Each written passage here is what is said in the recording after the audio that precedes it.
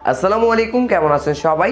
Nokia খুব শীঘ্রই মার্কেটে লঞ্চ করতে যাচ্ছে তাদের নতুন একটি স্মার্টফোন নোকিয়া 7.3। আজকে আমরা কথা বলবো নোকিয়া 7.3 কে নিয়ে, জানার চেষ্টা করবো ফোনে আমাদেরকে কী কী স্পেসিফিকেশনস অফার করছে, ফোনটির প্রাইস কত রাখা হয়েছে, ফোনটির ভালো এবং খারাপ দিকগুলো সম্পর্কে, এবং ভিডিও শেষে আমরা আলোচনা করবো যে প্রাইস সেগমেন্টে ফোনটি বাজারে আসতে যাচ্ছে সেই প্রাইস দিয়ে ফোনটি আমাদের কেনা উচিত হবে নাকি কেনা উচিত হবে না। সো ফোনটি সম্পর্কে বিস্তারিতভাবে জানতে হলে অবশ্যই ভিডিওটি শেষ পর্যন্ত দেখতে থাকুন। হ্যালো এভরিওয়ান, পুরো ভিডিও জুড়ে আমি ইবান থাকছি আপনাদের সাথে। আপনারা দেখছেন টেকনোলজি নলেজ ইউটিউব চ্যানেল। চলুন শুরু করা যাক আজকের ভিডিও।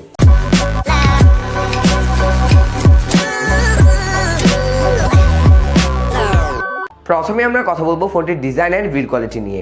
ফোনটির সামনে এবং পেছনে দেওয়া হয়েছে কর্নিং গোরিলা গ্লাস 3 এবং ফোনটির সাইডে দেওয়া হয়েছে প্লাস্টিক ফ্রেম। এখন এই ফোনটির ডিসপ্লে সেকশন নিয়ে কথা বলা যাক।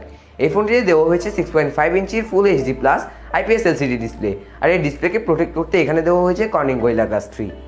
সেই সাথে আরও দেওয়া হয়েছে HDR10 সাপোর্ট, আর এই ফোনটির ডিসপ্লে ব্রাইটনেস দেওয়া হয়েছে 450 নিটস।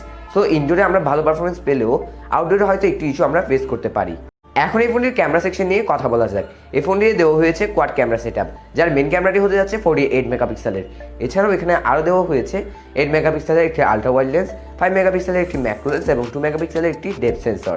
এই ফোনটির ব্যাক ক্যামেরা দিয়ে আপনারা 4K তে 30 FPS এর ভিডিও রেকর্ড করতে পারবেন। আর এই ফোনটির ফ্রন্ট সাইডে দেওয়া হয়েছে 24 মেগাপিক্সেলের একটি সেলফি ক্যামেরা। এই ফোনটির সেলফি ক্যামেরা দিয়েও আপনারা 1080p-তে 30 FPS এর ভিডিও রেকর্ড করতে পারবেন। সো এই ফোনটির ক্যামেরা কোয়ালিটি আমার কাছে খুবই ভালো লেগেছে। এখন এই ফোনটির চিপসেট বা প্রসেসরে আসা যাক। এই ফোনটিতে দেওয়া হয়েছে কোয়ালকম স্ন্যাপড্রাগন 690 প্রসেসর, যেটি হতে যাচ্ছে একটি 5G প্রসেসর।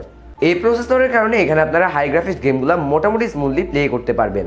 এবং এই ফোনটি দুটি ভ্যারিয়েন্টে বাজারে আসতে যাচ্ছে, 6GB 64GB এবং আরেকটা ভ্যারিয়েন্ট হচ্ছে 6GB 128GB।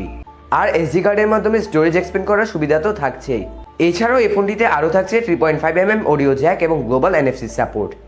আর পুরো ফোনটিকে ব্যাকআপ দেওয়ার জন্য এখানে আপনারা পেয়ে যাবেন 5000 mAh এর battery with 18 watt fast charging support. তবে নোকিয়ার উচিত ছিল অন্তত 33 ওয়াটের ফাস্ট চার্জিং সাপোর্ট এখানে দেওয়া। আর এই ফোনটির প্রাইস নিয়ে এখনো পর্যন্ত কোনো ইনফরমেশন আমাদের কাছে আসেনি।